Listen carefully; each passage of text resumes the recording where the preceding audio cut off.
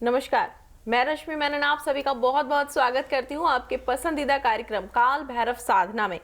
दर्शकों, इस कार्यक्रम के माध्यम से आप वह ढेरों जानकारियां प्राप्त कर पाते हैं जो आप यहाँ वहां भटक कर भी नहीं प्राप्त कर पाते हैं, क्योंकि ईश्वर को प्रसन्न करना, भगवान को प्रसन्न करना इतना आसान नहीं होता। इस कार्यक्रम के माध्यम से आप ये जान पाते हैं किस तरीके से काल भैरव जी की कृपा आप पर बरस सकती है, कैसे आप उनको प्रसन्न कर सकते हैं, किस प्रकार से उनकी पूजा अर्चना करनी चाहिए और कौन से वह उपाय हैं जिनको करके आपकी तमाम प्रकार की समस्याएं जड़ से समाप्त हो सकती हैं।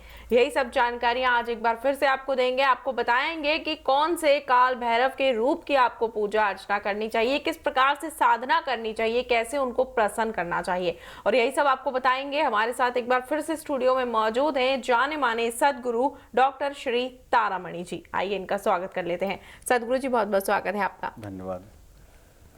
तो दर्शकों, यदि आप भी ये जानना चाहते हैं किस प्रकार से काल भैरव जी की साधना करनी चाहिए, किस तरीके से उनको प्रसन्न करना चाहिए, कैसे उनका आशीर्वाद आपको प्राप्त हो सकता है, कैसे आपके बिगड़े कार्य बन सकते हैं और कैसे आपकी तमाम प्रकार की समस्याएं दूर हो सकती हैं, तो जो नंबर आपकी टीवी स्क्रीन पर फ्लैश किए जा रहे हैं, आप इन नंबरों पर संपर्क कर सकते हैं, सदगुरु जी से मार्गदर्शन प्राप्त कर सकते हैं, आप व्हाट्सएप भी कर सकते हैं। साथ ही कॉल मी फॉर ऐप के माध्यम से भी आप सदगुरु जी से बात कर सकते हैं और अपने जीवन को आसान कर सकते हैं।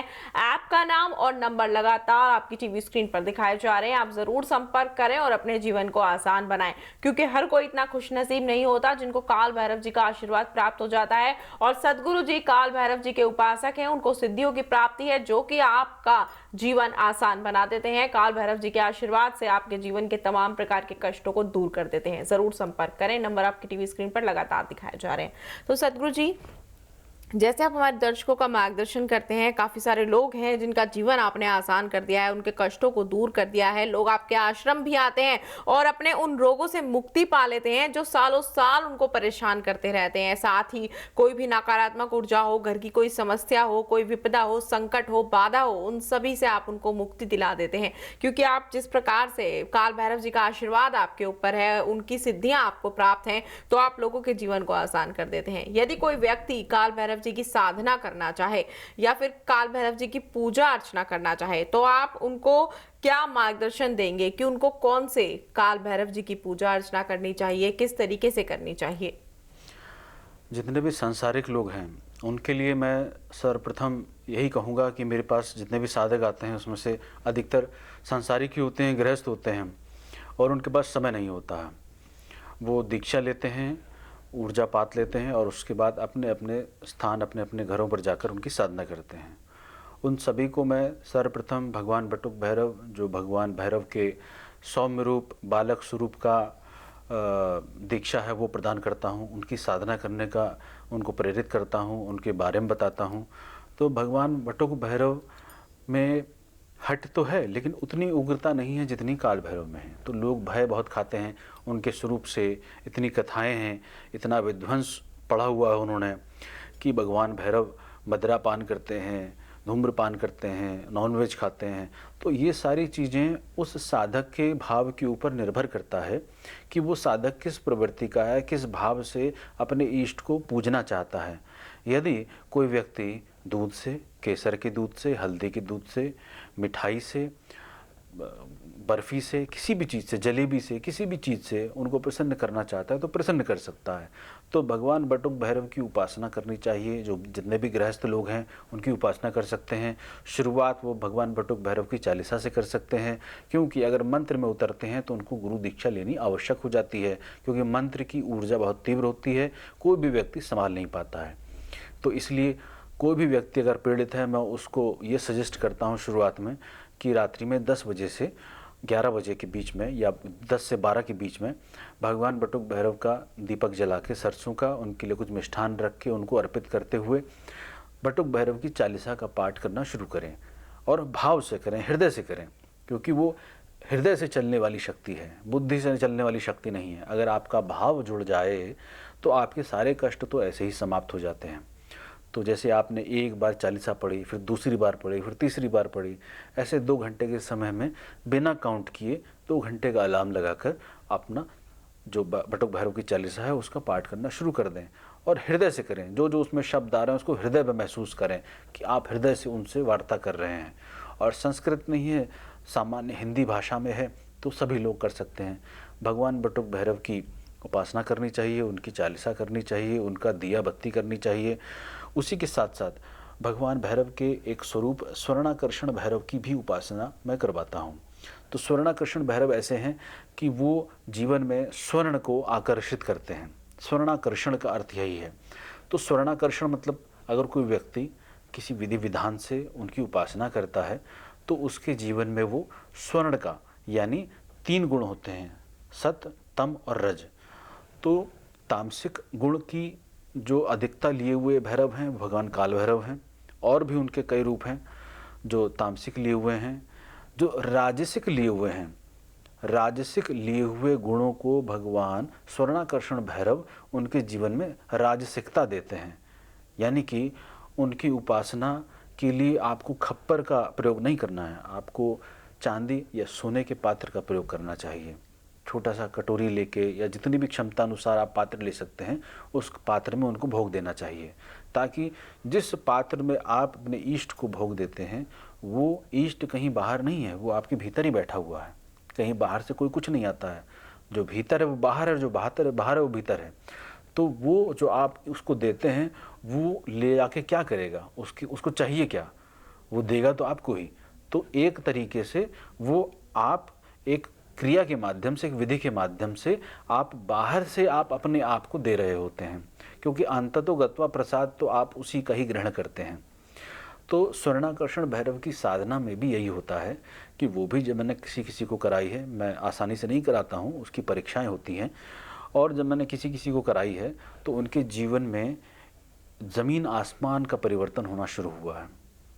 और ये उनकी योग्यता भी थी, उनकी मेहनत भी थी, उसके माध्यम से उन्होंने उस साधना को अर्जित करा और उसमें सफलता हासिल करी। तो भगवान बटुक भैरव और भगवान स्वर्णाकर्षण भैरव ये 2 मुख्य साधनाएं हैं जो गृहस्थ को करनी चाहिए। इसी के साथ साथ जो गृहस्थ अगर भगवान काल भैरव की ऊर्जा को गुरु सानिध्य में, गुरु ऊर्जा के माध्यम से संभाल सकते हैं, तो भगवान काल भैरव की भी उपासना बहुत सारे गृहस्थ लोग करते हैं, मेरे शिष्य करते हैं। और एक बात इसमें, भगवान भैरव की घर के अंदर मूर्ति लगाने के ऊपर भी बहुत सारी भ्रांतियां हैं। तो भगवान भैरव की घर में मूर्ति लगानी चाहिए कि नहीं लगानी चाहिए? मैंने तो बचपन से ही लगाई हुई है, और मेरे बहुत सारे साधक हैं जिनको मैं बोलता हूँ कि मूर्ति लगाएं, तो कुछ नहीं लगाई हुई है। तो मूर्ति का साइज सिर्फ इतना होना चाहिए, इससे ज़्यादा बड़ा नहीं होना चाहिए। और बड़ी मूर्ति नहीं लगाएं किसी भी देवी देवता की। दूसरी बात, जब भगवान भैरव की फ़ोटो की बात आती है तो फ़ोटो आप लगा सकते हैं, लेकिन मूर्ति सिर्फ वो लोग लगाएं जो उनका ध्यान रख सकें, क्योंकि मूर्त रूप जब आ जाता है तो उसमें ऊर्जा विद्यमान होनी शुरू हो जाती है। और उसको जब आप दूध से, दही से, शहद से इत्यादि द्रव्यों से उनका प्रतिदिन उनका सेवन करते हैं, उनका अर्चना करते हैं, पूजा करते हैं, तो उसमें ऊर्जा विद्यमान होनी शुरू हो जाती है। और जब वहाँ मूर्त रूप में विराजमान हो इतनी उग्र शक्ति के रूप में, तो उस घर में अगर कुछ भी अनैतिक दुराचार हो रहा हो तो वो उनसे सहन नहीं होता है, तो वहाँ घर में भी कुछ प्रॉब्लम हो सकती है उस व्यक्ति को जो गलत कर रहा हो। इसलिए मूर्ति घर में ना रखें सब लोग। जो गुरु परंपरा से जुड़े हैं, जो इस चीज़ की बारीकी को समझते हैं, उनके मार्गदर्शन में ही इस चीज़ को स्थापित करें। जी बिल्कुल, जैसे कि आपने काल भैरव जी की मूर्ति की बात की, विषय से थोड़ा हटकर आपसे जानना चाहूंगी, माँ काली की मूर्ति भी बहुत से लोग अपने घर में लगा लेते हैं, तो क्या काली माता की मूर्ति लगाने से पहले भी इन सब चीज़ों का ध्यान रखना जरूरी है? जी बिल्कुल, बिल्कुल रखना चाहिए। कोई भी मूर्ति लगाने से पहले आपको सर्वप्रथम गुरु से आज्ञा लेनी चाहिए कि क्या मैं इस चीज़ के लिए एलिजिबल हूँ, क्या मैं रख सकता हूँ, क्योंकि ये 2 ऐसी शक्तियाँ हैं जो बहुत उग्र रूप में विराजमान हैं कलयुग में। ये जागृत देवी और देवता हैं, और अगर कोई लगाना चाहता है तो मैं उसको सजेस्ट करता हूँ कि भगवान भैरव की या माँ काली की मूर्ति एक तो अपने गुरु निर्देशन में लगाएं, दूसरा माता काली की प्रसन्न मुद्रा में मूर्ति लगाएं। विध्वंसकारी मूर्ति ना लगाएं कि वो मारकाट करते हुए आ रही हो। प्रसन्न मुद्रा में मुस्कुराती हुई शांत देवी की मूर्ति आप लगा सकते हैं। जी बिल्कुल। तो सदगुरु जी, जैसे कि जो काल भैरव जी हैं वह शिव जी के 5वें रूप रुद्र रूप के ही अवतार हैं, तो शिव जी की शिवलिंग भी घर के अंदर लोग लगा लेते हैं और ऐसी भ्रांतियां है कि शिवलिंग नहीं लगानी चाहिए। तो बहुत से लोग कहते हैं क्रिस्टल की लगानी चाहिए, कोई कहता है पीतल की लगानी चाहिए, कोई कहता है पत्थर की लगानी चाहिए। तो सबसे पहले घर के अंदर शिवलिंग लगानी चाहिए या नहीं, यदि हाँ तो कौन सी लगानी चाहिए? समय का अभाव है लेकिन चाहूंगी संक्षेप में आप जरूर हमारे दर्शकों को बताएं। शिवलिंग की भी स्थापना घर में नहीं करनी चाहिए। कारण उसका ये है कि शिव को आप देखेंगे या तो शमशान में बैठे या तो कैलाशवासी हैं। अगर ऐसे ऊर्जा मंडल को आपने घर में स्थापित किया, आप तो गृहस्थ में हैं, आप तो अच्छे बुरे हर प्रकार के कार्य कर रहे हैं, लेकिन ऐसी ऊर्जा मंडल जिसको वीराना पसंद है, जिसको शांति पसंद है, मरघट की शांति पसंद है, कैलाश का सुनसान पसंद है, उसको आप जब वीरान अपने गृहस्थ में लेके आते हैं उस वीरानी शक्ति को, तो आपके घर में भी मरघट सी शांति वीराना होना शुरू हो जाता है। आज नहीं तो कल उसके दुष्प्रभाव देखने को मिलते हैं। इसीलिए शिवलिंग की स्थापना किसी भी रूप में नहीं करनी चाहिए। हाँ, अगर आप शोपीस में क्रिस्टल का या पारद का किसी भी चीज़ का सिर्फ शोपीस में रखना चाहते हैं, उसमें रख सकते हैं, लेकिन मुझे ऐसा लगता है कि कोई इतनी दिव्य शक्ति को शोपीस क्यों बनाएगा। बिल्कुल बिल्कुल सही बात है। यानी कि मंदिर में स्थापित नहीं करना चाहिए, लेकिन शो पीस भी नहीं बनाना चाहिए, क्योंकि उनकी जो शक्तियां हैं वो अपार हैं और उनकी शक्तियों का कोई सामना भी नहीं कर सकता है। और हर चीज़ को जब हम एक शक्ति को अपने घर में स्थापित करते हैं तो उनके कोई ना कोई नियम होते हैं और शक्ति को तो वैसे भी बांधा नहीं जा सकता और कभी ना कभी उनके जो है दुष्परिणाम हमें भोगने ही पड़ते हैं। तो बिल्कुल सदगुरु जी, बहुत अच्छी जानकारियाँ आपने हमारे दर्शकों को दी हैं। कॉल मी फॉर ऐप जो है, जिसके माध्यम से लोग आपसे जुड़ सकते हैं, तो किस प्रकार से वह ऐप लोग क्या ऐप स्टोर से डाउनलोड कर सकते हैं इजीली, या फिर किस तरीके से वह उसके माध्यम से आपसे मार्गदर्शन प्राप्त कर सकते हैं? कौन कौन सी फैसिलिटीज उसमें है, किस तरीके से उसको यूज किया जा सकता है? Call me for app Google play store से डाउनलोड किया जा सकता है। उसमें रिचार्ज होता है, आप अपने वॉलेट से रिचार्ज कर सकते हैं किसी भी मीडियम के माध्यम से, और उसमें सर्च जब करेंगे श्री तारामणि जी मेरा नाम सर्च करेंगे तो मेरा जब नाम आएगा उस पर आप क्लिक करके कॉल कर सकते हैं और डायरेक्ट मुझे कॉल लग जाएगा। जी बिल्कुल, और डायरेक्ट वे आपसे संपर्क करके अपने जीवन की समस्याओं को दूर कर सकते हैं। तो आचार्य जी, सिर्फ कॉल पर ही बात कर सकते हैं या फिर उसमें कोई अन्य विकल्प भी है कि अपनी कुंडली का कोई विश्लेषण करवाना चाहता है तो अपनी जन्म पत्रिका भेज सकते हैं? जैसे कि आप कहते हैं व्हाट्सएप पर लोग अपनी जन्म पत्रिका भेज सकते हैं, मार्गदर्शन प्राप्त कर सकते हैं, तो उस कॉल में कोई ऐसा भी मतलब जो है माध्यम है जिसके माध्यम से यदि कोई पूजा अर्चना करवाना चाहे या आपसे अपॉइंटमेंट फिक्स करवाना चाहे तो उसमें किस तरीके से वो आपसे जुड़ सकते हैं? उसमें कॉल मी फॉर ऐप में आप जब मुझसे बात करेंगे तो आप अपनी जो समस्या है मुझसे जब बताएंगे तो मैं आपको सही गाइड करूंगा कि आपकी जो प्रॉब्लम है उसका रूट कॉज क्या है।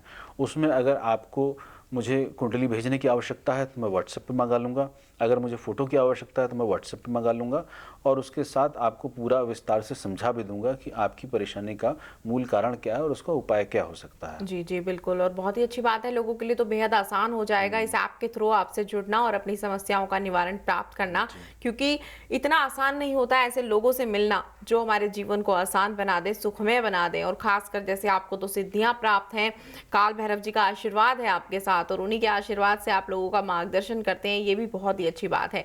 फिलहाल जो है समय का अभाव है, हमें यहाँ रुकना होगा, लेकिन जिस प्रकार से आप आश्रम में लोगों की बीमारियां दूर करते हैं, लोगों को साधना करना बताते हैं, कैसे साधना करनी है, कैसे भगवान को प्रसन्न करना है, साथ ही आप जन्म पत्रिका के माध्यम से भी समस्याएं दूर कर देते हैं, ये बहुत ही अच्छी बात है और लोगों को आपसे जुड़ना भी चाहिए। और जो जुड़े हैं वो बताते भी हैं कैसे उनकी समस्याएं दूर हो गई हैं। लेकिन इतने अच्छे तरीके से कार्य करने के लिए, लोगों का मार्गदर्शन करने के लिए और यहाँ आने के लिए आपको बहुत बहुत धन्यवाद। धन्यवाद। तो दर्शकों, यदि आप भी सदगुरु जी से मार्गदर्शन प्राप्त करना चाहते हैं तो आप इन नंबरों पर संपर्क कर सकते हैं, व्हाट्सएप कर सकते हैं, साथ ही कॉल मी फॉर ऐप के माध्यम से भी आचार्य जी से मिल सकते हैं, अपने जीवन को आसान बना सकते हैं। यदि कोई रोग है जो आपको परेशान कर रहा है, निरोगी काया की प्राप्ति करना चाहते हैं, तो आप भी आश्रम में जा सकते हैं और वहां जाकर अपने तमाम प्रकार के रोगों से मुक्ति पा सकते हैं। सारी डिटेल्स आपकी टीवी स्क्रीन पर दिखाई जा रही हैं। फिलहाल समय का अभाव है, हमें यहीं रुकना होगा। आपसे होगी फिर से मुलाकात अगले एपिसोड में। तब तक के लिए आप सभी से चाहूंगी आज्ञा। जय काल भैरव।